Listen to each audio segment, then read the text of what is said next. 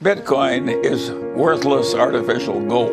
Ethereum's crypto platform. Ethereum is a blockchain. Most of the purchase, 50% is being done by Ethereum. Blockchain is real, it's a technology. I think Vitalik knows what he's building. One man, 8 heads, and one plan. 4 years into the creation of Bitcoin, this young man, a child genius, barely out of his teens, was amazed by the idea and potential of decentralization and what it could mean for the future of the world.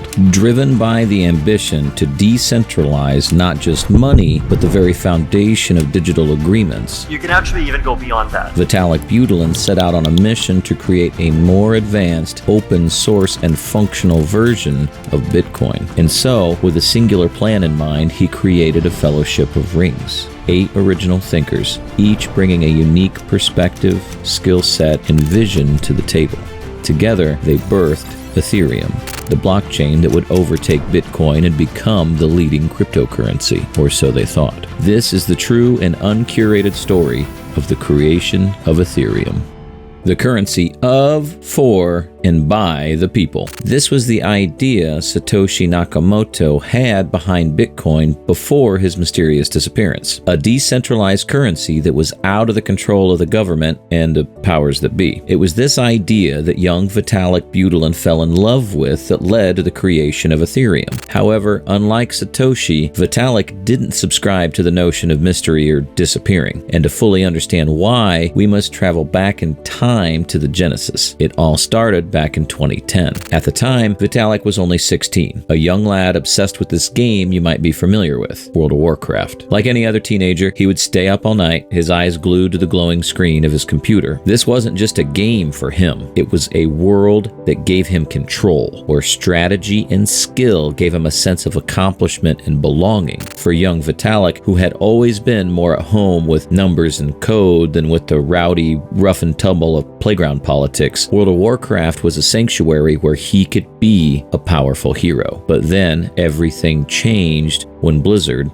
the creators of World of Warcraft, released an update that would alter the game's universe in ways that seemed minor to some, but catastrophic to others. Now, you might laugh a little, but to Vitalik, it was as if a bomb had gone off in his world. Blizzard had nerfed the damage component of his Warlock's Siphon life spell, a change that directly impacted how Vitalik played the game. That night, as he lay in bed, the reality of his powerlessness washed over him. For the first time, he cried himself to sleep, mourning the loss of the spell and his control in a world he thought he knew. For Vitalik, this was a slap in the face. A wake-up call, really. How could a single decision by a company so profoundly affect his experience and investment in the game? He was heartbroken, sure, but more than that, he was angry. The idea that a single entity sitting somewhere in an office could make a decision that would have such a profound impact on his life and the lives of countless others struck him as deeply unfair. This moment was Vitalik's first real taste of the pitfalls of centralized control, and boy did it leave a bitter taste. Fast forward a bit and enter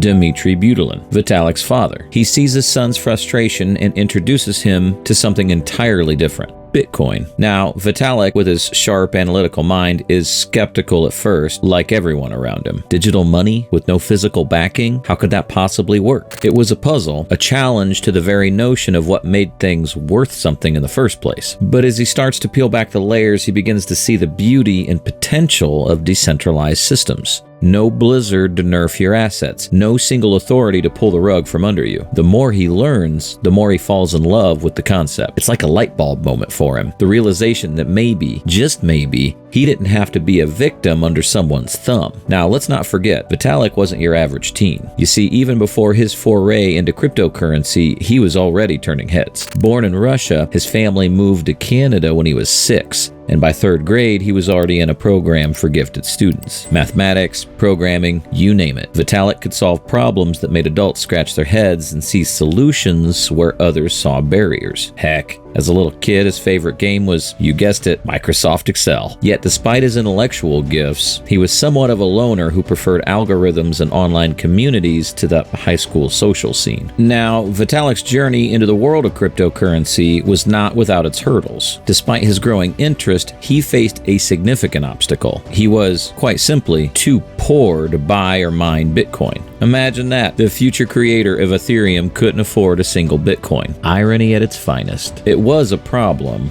but not an insurmountable one. So what did he do? Well, as any sane person would, he started writing. He wrote about Bitcoin, cryptocurrency, and the potential he saw in this new digital frontier. Then he started writing for a small publication called Bitcoin Weekly, where he was paid 5 Bitcoins per article, a sum that, at the time, amounted to little more than a few dollars. Yet it wasn't about the money for Vitalik. It was about being part of something new, something exciting. Through his writing, he began to make a name for himself in the crypto community. He became known for his ability to break down complex concepts into understandable terms and for his insight into the potential and pitfalls of cryptocurrency. When Bitcoin Weekly folded because of financial issues, Vitalik didn't miss a beat. He was soon approached by Mihai Alisi, a Romanian Bitcoin enthusiast who was looking to start a new publication. Together, they founded Bitcoin Magazine, with Vitalik as the lead writer. This was a turning point for Vitalik, but his story was just beginning. The world of cryptocurrency was about to take him on a journey that would lead to the creation of Ethereum.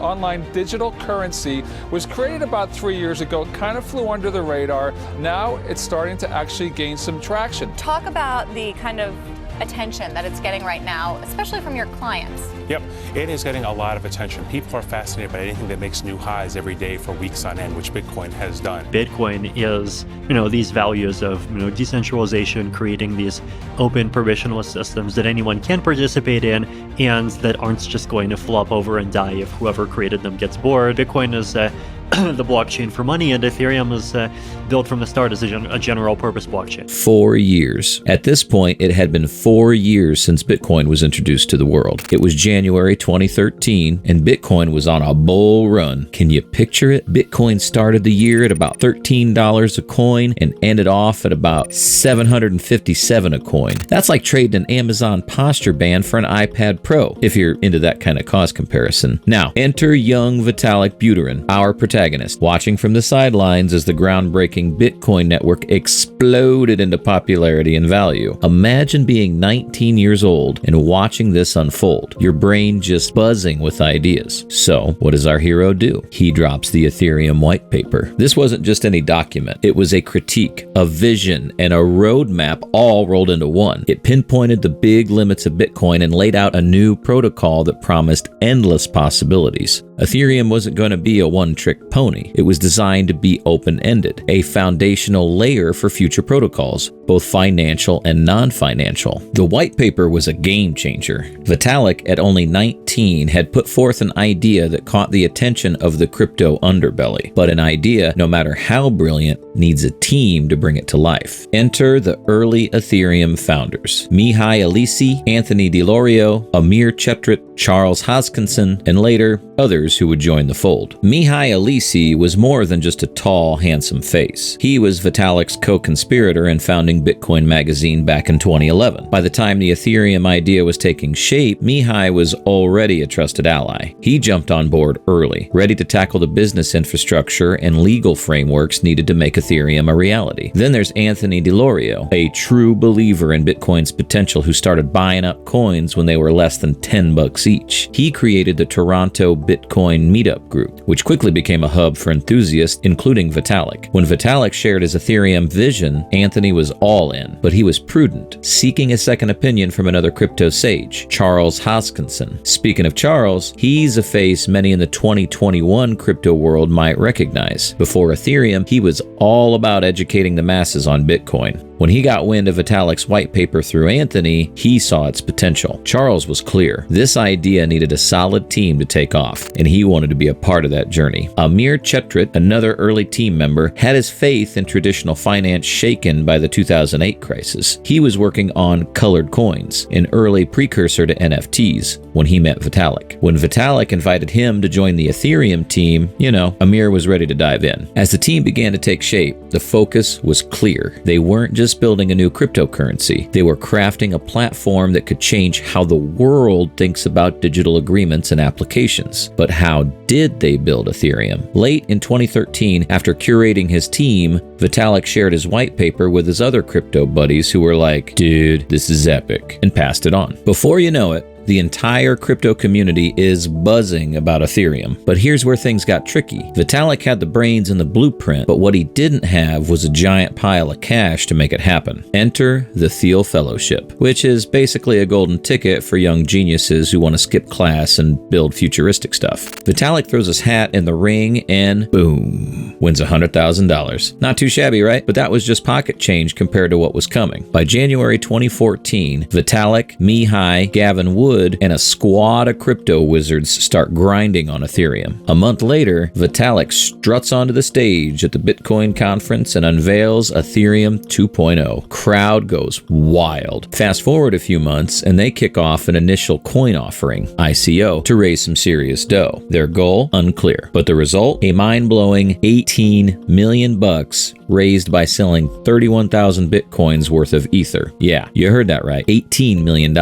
So what does Vitalik do? He drops out of college, because when you've just raised $18 million for your digital dream, that's what you do. You drop out of college. Over the next year, the team goes full throttle on developing Ethereum. They are coding like madmen, solving puzzles that would make your head spin, all to bring this platform to life. And then July 2015 rolls around, and bam, Ethereum launches. Now, Ethereum, the blockchain itself, is like the stage, and Ether, ETH, is the spotlight. ETH is what makes everything go. It's what you use to create and do stuff on Ethereum. And the aim? To let anyone, anywhere, create applications that are secure, can't be messed with, and never go offline. But what does all this have to do with smart contracts? Let me paint you a little picture, if you will. Imagine you and a friend bet $10 on a game. Instead of shaking hands, you write down the bet's conditions. And when the game's over, the winner automatically gets the $10. No arguing, no forgetting to pay, nadar. Smart contracts do that, but digitally and on a massive scale. They're like robot umpires for the digital world. And how does Ethereum keep all this running smoothly? They used to use a system called proof of work, where computers solve complex math problems to keep things secure. But that's like running a marathon every day, and it chugs a lot of electricity. So Ethereum switched to proof of stake, where instead of running marathons, you just need to prove you've got skin in the game, like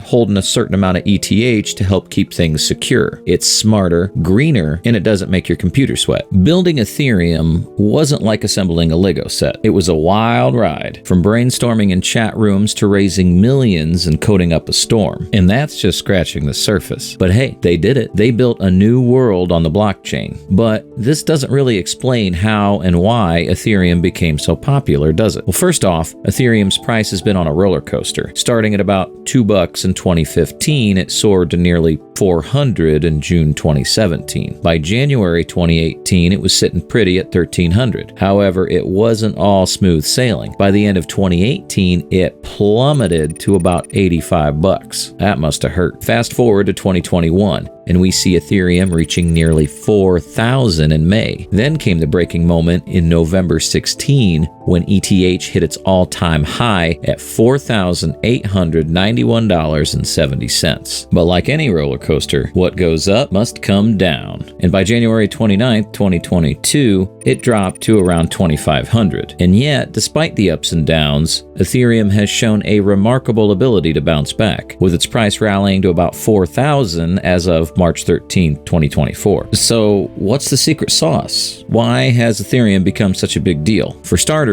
Ethereum was the first platform to introduce smart contracts to the blockchain, which, like I said before, essentially allows you to do a whole lot more than just transactions. It's like the difference between having a cell phone that can only call and having a smartphone. This was the game changer and kept Ethereum at the forefront of blockchain innovation. Ethereum also made it possible for folks like you watching this video right now to earn extra money by staking their ETH. After moving to a proof-of-stake model, you can now lock up some of your ETH and get rewards for helping to secure the network, just like a profitable savings account. account. But what really set Ethereum apart was its innovation and its massive, committed community. Developers are constantly cooking up new improvements and applications, keeping Ethereum at the cutting edge and making it the go-to platform for anything from finance to gaming to art. And although many people complain about the gas fees, we can't deny Ethereum's speed and scalability is basically a more practical choice for everyday use. Now, if Ethereum is so great, why hasn't it passed Bitcoin? Well, that's the million-dollar question, isn't it? Well, as you know, Bitcoin was the first cryptocurrency and has become the gold standard, a digital store of value. It's like the Coca-Cola of crypto, the first, most recognizable, and a symbol of the entire industry. Ethereum, on the other hand, is more like the internet. It's where action happens, where things are built. Plus, despite all its innovations and utility, Ethereum faces challenges, like high transaction fees, though this is being addressed with upgrades. In the end, while Ethereum has shown incredible growth and potential, overtaking Bitcoin in market cap and perception might be a taller order. Bitcoin's simplicity as a store of value gives it a straightforward appeal, whereas Ethereum's complexity and broad utility make it a different beast altogether. Both have their own unique strengths and roles within the ecosystem of digital currencies. With Ethereum's price journey and its continuous push for innovation, it's clear why it's been so successful. Yet, in the grand scheme of things, Bitcoin and Ethereum aren't in a zero-sum game. They're more like two sides of the same coin, each with its own purpose and value in the ever-evolving world of cryptocurrency. So whatever happened to the Fellowship of the Rings? Dreams, especially those as grand as Ethereum's, tend to bring together minds of immense caliber and vision. But when those dreams start to crystallize into reality, the differences in how to achieve them become starkly apparent. Back in 2014, the Ethereum founding team reached a pivotal moment in their journey in April 2014. This was a time of intense growth and excitement for Ethereum, with the technological foundation solidifying and public interest starting to peak. They had two paths they could take. Path one was all about the money, baby, venture capital money. It was a tempting option. After all, who wouldn't want a big fat check to make their dreams come true? And with the crypto space getting hot, investors were lining up. Path two was more like a people's revolution, the crowd sale. This was about to give power back to the people, letting anyone who believed in Ethereum get a piece of the action early on. The air was electric as they debated their future. Charles Hoskinson, one of the brains of the operation, went for the venture capital route. He saw Ethereum as too big of a deal to gamble on a crowd sale. He pictured a for-profit company that would rake in the investments and make Ethereum untouchable. On the flip side, the devs and other team members were not about to let their baby become just another corporate gig. They dreamed of a non-profit foundation, a crowd sale to fund their vision, and a world where Ethereum was for everyone, not just the big investors. The debates went back and forth, kind of like when you're trying to decide with your partner where to eat, but a million times more intense. It all came down to a showdown in Zug, Switzerland, Crypto Valley. They called their meeting spot the spaceship, but instead of launching them to the stars, it would be the guillotine. It was D-Day, June 7th, 2014. The tension was thick, and Vitalik Buterin had the final say. After hours of heated discussion, he stepped out onto the balcony, weighed his options, and made his decision. It was the moment of truth. Vitalik sided with the crowd sale, the non-profit foundation route. Charles and Amir, who were not in favor, were out. Just like that, the fellowship began to unravel. But here's the thing. While this could have been the end, it was just another beginning. Charles went on to start Cardano, another big name in the crypto world. Anthony DeLorio took a step back, and John Lubin started Consensus, an incubator for blockchain projects. Mihai stayed involved with Ethereum in a new way, starting Akasha, a social network on the Ethereum blockchain. Well, folks, the history of Ethereum is about as interesting and as convoluted as it could get. Now, the question is, despite how great Ethereum is, will it stand the test of time? What do you think? Let us know in the comments below.